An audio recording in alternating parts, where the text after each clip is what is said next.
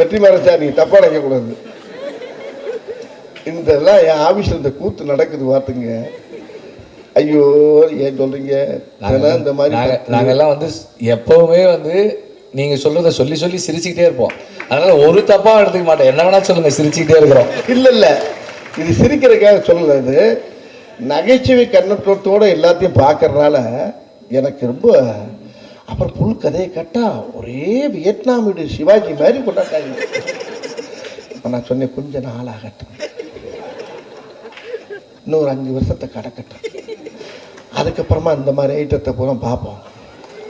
அதுக்குள்ள கொண்டு ஜோலியை முடிச்சு முடியறாதீங்கப்பா அப்படின்னு சொன்ன. மாமன் உன்னை ஒரே நிஷா அண்ணே, ரொம்ப சோகமெல்லாம் வரும், நிறையா சிக்கிறாதீங்கண்ணே, டிரான்ஸ்ஃபாரம்லாம் வரும், கையை உள்ள விட்டுறாங்க அப்படி இன்னும் சிரிக்க வச்சுக்கோங்க, போய்க்கிங்க இன்னும் கலந்து வந்து